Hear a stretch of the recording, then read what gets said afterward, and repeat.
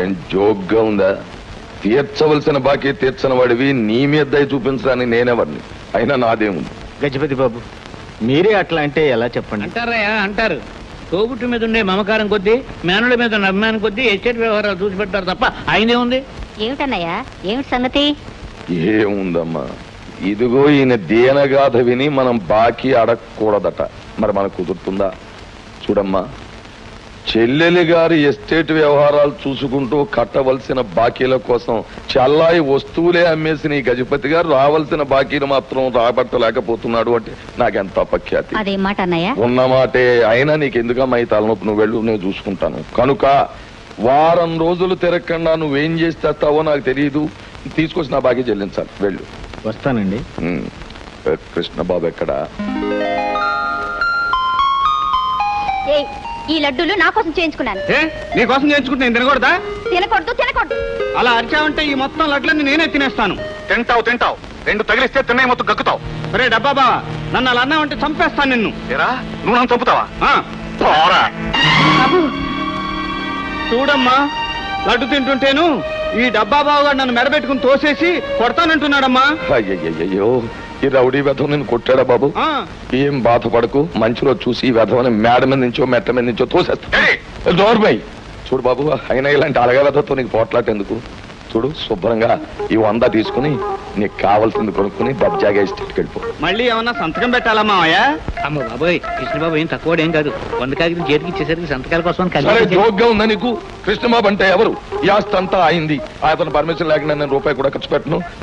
రేపు ఉద్యోగస్తులు జీతాలు, మరి కార్మికులకు డబ్బులు ఇవ్వాలి. చెక్ బుక్ మీద సంతకాలు చేయించవయ్యా. చూడు కృష్ణబాబు, ఇక్కడ చిన్న సంతకం చేయి. గుండ్రంగా పెడతాను రాడి. అమ్మ ఎక్కడ? మహాలక్ష్మి. ఏమండి, ఈ నగలన్నీ వేసుకుంటే పేరుకు తగ్గట్టు అచ్చు మహాలక్ష్మిలాగే ఉన్నాను కదూ? జోక్గా ఉందా నీకు? మొత్తం నగలన్నీ దిగేసుకుని గంగరెద్దులో తీసి. అదేమిటండి, నగలున్నది వేసుకుని నలుగురికి చూపించాలనే కదా? జోక్ చేయకు. ఇవి నలుగురికి చూపించవలసినవి కావు. లేనప్పులు తీరుస్తానని మా చెల్లాయని మాయ చేసి పట్టుకొచ్చి నొక్కేశాను. తీసి. ఈ కొంపలో నాకు తప్ప ఎలా దోచుకోవాలో ఎలా దాచుకోవాలో ఒక్కడు కూడా తెలియదు. కర్మ. తీసేవి. తీసుకోండి, అందరూ తీసుకోండి. చూస్తారేంట్రా? తీసుకోండి. కృష్ణబాబు, ఎన్ని కొనడానికి నీ దగ్గర డబ్బులు ఎలాగొచ్చాయి? ఎలా వచ్చినాయి ఏమిటో? ఓ బుల్లి సంతకం పడేస్తే చాలు, మా మామ నాకు 100 రూపాయలు ఇస్తాడు. అయితే మన ఎస్టేట్ లో కనిపించే చోటలా చెట్టు మీద పుట్ట మీద సంతకం పెట్టకూడదు. బోల్డ్ డబ్బులు వస్తాయి. అలా సంతకాలు పెడితే డబ్బులు కాదు, దెబ్బలు వస్తాయి. వాడికి మీకు కూడా. రే గిరిబావా, మా తోలు కిందకు నువ్వు రావటం? అవునులే, మీలాంటి కుర్రాలతో మాకేమిటి? మేమంతా పెద్దవాళ్ళం. ఇలా మాట్లాడితేనే నాకు ఒళ్ళు మండేది. నేనేం కుర్రవాణ్ణి కాను. అన్ని విషయాల్లోనూ నీకంటే పెద్దవాణ్ణి. పెద్దవాడిని చెప్పుకోవడం కాదు, నిరూపించుకోవాలి. ఎలారా నిరూపించుకోవడం? కొండముచ్చు.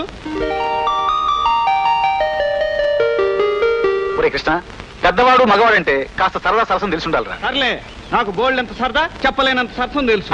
అదే నిజమైతే ఈ పూ తీసుకెళ్ళి అది వస్తుంది చూడమ్మాయి, ఆ అమ్మాయి చేతిలో చుట్టుకుని పెట్టేయాలి. సరే, నేను ఈ పని చేసి వస్తే నువ్వు చచ్చినట్టు నేను పెద్దవాడిని మగవాడిని ఒప్పుకోవాలి. వెళ్ళి పెట్టిరారా చిలిపి కృష్ణ. పట్టుకో.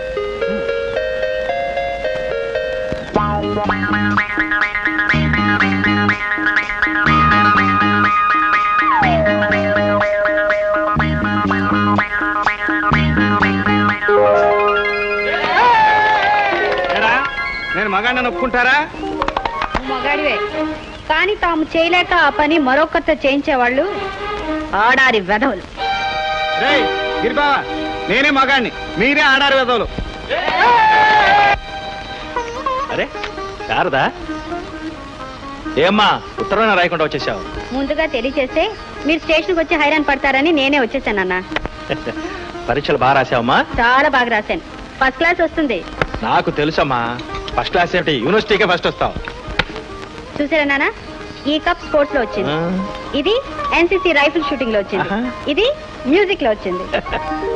వెరీ గుడ్, చాలా సంతోషం అమ్మా. నువ్వు చదువులోనే కాకుండా ఆటపాటల్లో కూడా ఫస్ట్ వస్తున్నందుకు నాకు చాలా ఆనందంగా ఉంది. మీ అమ్మే బతికుంటే నువ్వు ఇంత దానమైనందుకు ఎంత సంతోషించుండేదో. నేను ఇంత దాన అవడానికి కారణం పైలోకంలో ఉన్న అమ్మ నన్ను ప్రతి క్షణం దీవించడమే నాన్న. అన్నట్టు మీకు కొత్త కళ్ళజోడు తీసుకొచ్చాను.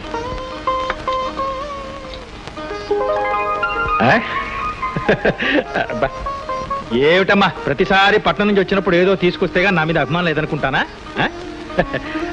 అన్నట్టు మొన్న గుడి నుంచి వస్తూ అన్నపూర్ణమ్మ గారు కనిపించారు. నీ గురించి మరీ మరీ అడిగారు. నిన్ను చూడాలందని ఊరి నుంచి రాగానే ఓసారి వాళ్ళ బంగళాకి రమ్మని చెప్పారు. నేనంటే ఆవిడకి అంత అభిమానం ఎందుకో ఏమిటో నాకు అర్థం కావట్లేదు. మనకు తెలియకపోయినా కొందరు అనురాగానికి అభిమానానికి ఏదో అర్థం ఉంటుందమ్మా. సాయంకాలం వెళ్ళి ఒకసారి కనిపించరా? అలాగే నాన్నగారు. ఆగు, ఏమిటి ఆ చేతుల మూట? లంకంత కొంప, ఎవరు ఏం పట్టించుకోరేనా? ఏమిటది? అమ్మగారు, కడుపుకు తిండి లేనోళ్ళమే కానీ గుణానికి లేనోళ్ళం కాదు. ఇంట్లో తిండికి ఇబ్బందిగా ఉందంటే అన్నపూర్ణమ్మ గారు ఇచ్చారు. ఇస్తారే, ఇస్తారు. ఇలా ఒళ్ళు తెలియకుండా దానాలు ధర్మాలు చేస్తుంటే మేమందరం చిప్పుచ్చుకోవాల్సిందే. అమ్మగారు, మీరైనా చెప్పండి. నేనే ఇచ్చానులే వదినా, తీసుకెళ్ళి. నువ్వెంత అమాయకురాలివి. వీళ్ళ కష్టం కన్నా ఎక్కువ ముట్ట చెప్తే వీళ్ళకి కొమ్ములు వస్తాయి. ఏదో అదును చూసుకొని ఆ కొమ్ములతో మనల్ని పొడుస్తారు. అది కాదు వదినా. నీకెందుకమ్మా ఇదంతా? వీళ్ళ మంచి చెడ్డలు, ఈ ఇంటి వ్యవహారం మీ అన్నయ్య గారు నేను నెత్తనేసుకొని చూస్తున్నావు కదా. చూడు, నువ్వు హాయిగా ఏమూలో కూర్చొని రామా కృష్ణ అనుకోవచ్చుగా. చూడు, వీళ్ళకంత ఆలోచిస్తే వాళ్ళు మన మాట వినరు. గడ్డిపోచకన్నా మనల్ని హీనంగా చూస్తారు. ఇదంతా నీకెందుకులే, వెళ్ళి వెళ్ళు. ఏయ్, ఏంటే దెయ్యంలాగా అలా చూస్తావు? ఆవిడ ఇచ్చిందట, ఆవిడ తీసుకుందట. బియ్యం లోపల పెట్టి మర్యాదగా బయటికి నాడు. అలాగేనమ్మా. ఏం తల్లి, నువ్వు ఈ ఇంట్లోంచి ఏం పట్టుకెళ్ళడానికి వచ్చావు? మంచి మనసున్న వాడి దగ్గర నుంచి ప్రేమ అభిమానం పట్టుకెళ్దామని వచ్చాను. అయినా మీకు వాటి గురించి అంతగా తెలియదులేండి. అలాగమ్మా, ఇంగ్లీష్ చదువులు చదివిన తర్వాత తెలివితేటలు బాగా ముదిరిపోయాయి. అత్తయ్య, శారదా, నువ్వా? పట్నం నుంచి ఎప్పుడు వచ్చావమ్మా? ఈరోజే అత్తయ్య. కూర్చోమ్మా. మీ అమ్మలాగే నీకు నేనంటే అభిమానం కనుకే వచ్చావు. ఆ రోజుల్లో మీ అమ్మ తరచూ వస్తుండేది. తోపుట్టులాగా నా మంచి చెడ్డలన్నీ తెలుసుకునేది. తను పోయాక మనసు విప్పి మాట్లాడుకోవడానికి మనిషి కరువైంది. అదేమిటత్తయ్య, నేనున్నానుగా. చిన్నపిల్ల దీంతో చెప్పడం ఏమిటా అని చూడకుండా ఎలాంటి విషయం అయినా నాతో చెప్పచ్చు. నిజంగానే నువ్వు నాకు కావాల్సిన దానివమ్మా. కావాల్సిన దానికి అనుకునే ఒక మాట అడగనా? అడుగమ్మా. ఈ ఎస్టేట్కి మీరు అధికారిని, అవునా? అలాంటప్పుడు ఒక పని మనిషికి గుప్పిడి బియ్యం ఇచ్చే స్వతంత్రం కూడా లేనట్టు ఎందుకుండాలి అత్తయ్య? ఆ మహాలక్ష్మి గారి మాటలకి నాకు ఒళ్ళు మండిపోయింది. తినేది మీ సొమ్ము, అధికారం తనదే అన్నట్టు. శారదా, మీ మావయ్య గారు పోయాక అన్ని వ్యవహారాలు వాళ్ళకే వదిలేశానమ్మా. అందుకే అత్తయ్య, పెత్తనం పెద్దరికం తమదే అన్నట్టు మిడిచిపడుతున్నారు. అంత మాత్రం నాకు వచ్చిన నష్టమే ఉందిలేమ్మా. నిజానికి ఈ ఆస్తి మీద గాని అధికారం మీద గాని నాకు ఏమాత్రం మోసలేదు. ఆయన పోయిన తర్వాత ఈ జీవితం మీదే విరక్తి వచ్చేసింది. అసలు ఇలా అయినా ఎందుకు బ్రతుకుతున్నానో తెలుసా? అమాయకుడైన నా ఒక్కగానొక్క బిడ్డ కృష్ణ కోసమే. ఏమిటమ్మా నా కోసం ఉంటున్నావు? తినడానికి ఏమైనా చేయించావా? అరే నువ్వా? పితుర్లు ఏమైనా చెప్పావా నా మీద? అమ్మా అమ్మా, అసలు నేనేం చేయలేదమ్మా. ఆ గిరిబావ వాళ్ళు నువ్వు మగవాడివైతే దీని తల్లో పూ పెట్టరా అన్నారు. ఏ విషయం అమ్మా వీడు చెప్పేది? మీకు చెప్పని విషయం. నేను చెప్పానేమో అని అనుకుని తొందరపడి తనే చెప్పేస్తున్నాడు. అయితే నీ తల్లో నేను పూ పెట్టిన విషయం చెప్పలేదా? అయితే అమ్మా అసలేం జరగలేదమ్మా, ఏమీ జరగలేదు. చూశావమ్మా వీడంత అమాయకుడు. నేను పోతే వీళ్ళందరి మధ్య వీడు ఎలా బ్రతుకుతాడో నాకు అర్థం కావటం లేదు. ఏం బాధపడకండి అత్తయ్య, ప్రతి మనిషికి ఏదో ఒక తోడు ఆ భగవంతుడే ఏర్పరుస్తాడు. అదేనమ్మా నా ఆశ.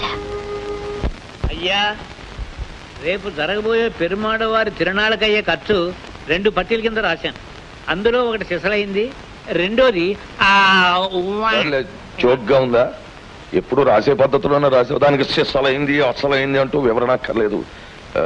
ఎంతగా ఎంత అవుతుంది ఏమిటి? ఏమవుతుందండి, నిజానికి 25,000 అవుతుంది. దాన్ని 2 లక్షల కింద మార్చి మేము పోయింది. పోయినసారి తిరణాలకు 1,00,000 నొక్కాను. ఈసారి 2 లక్షలైనా నొక్కకపోతే నా మనశ్శాంతి ఉండదు. మావయ్య నాకు సందేహం వచ్చింది మావయ్య. ఎవరు కదా ఆవిడైనా తింటేనే అయిపోతాడు. నీకు సందేహం రావడం ఏంటి? నువ్వు బాగా తింటే కడుపు నొప్పి రావచ్చు, ఎండలో గెంతడం వల్ల తలనొప్పి రావచ్చు, పైత్యం చేస్తే జ్వరం రావచ్చు. అంతేగాని సందేహం ఏమిటిరా నేమో? అదే నాకు అర్థం కావట్లేదు మావయ్య. సందేహం వచ్చింది. మరి 2 పక్కన 5 సున్నాలు పెడితే ఎంత? 2 లక్షలు. రెండు పక్కన 5 సున్నాలు పెట్టి 20,000 తిరునాళ్ళకు ముందు నా చేతి సంతకం చేయించావు నువ్వు. అదే ఏదో కంగారులో సున్నా ఎక్కువ ఏంటో తర్వాత కొట్టేశాను అనుకో. అయినా ఈ అంకెలు సున్నాలకి సంబంధించి నువ్వు సందేహాలు పెట్టుకుంటే నీ దేహమే సందేహంలో పడుతుంది. అయినా అమ్మ ఎదురు చూస్తూ ఉంటుంది. నువ్వు వెళ్ళి బొంచు బాబు, బొంచు. అలాగే మావయ్య.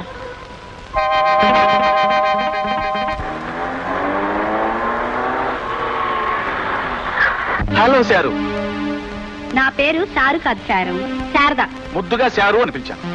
ప్రతి మొద్దు మొహం ముద్దుగా పిలిస్తే బుద్ధి చెప్పాలనిపిస్తుంది. కోపంలో కూడా చాలా అందంగా కనిపిస్తావు. ఏ నవల్లోది డైలాగ్? చాలా జోవియల్ గా మాట్లాడతావే. చూడు శారు, నిన్ను చూస్తుంటే ఏమనిపిస్తుందో తెలుసా? ఏమనిపిస్తోంది? నీ నడుము చుట్టూ చేయి వేసి దగ్గరికి తీసుకోవాలని, నీ కళ్ళల్లో కళ్ళు పెట్టి మత్తుగా చూడాలని, నీ గుండెలకు మెత్తగా హత్తుకుపోవాలని, తీయటి నీ పెదవుల మీద కమ్మటి ముద్దు పెట్టుకోవాలని, ఇంకా ఏవేవో చేయాలనిపిస్తుంది.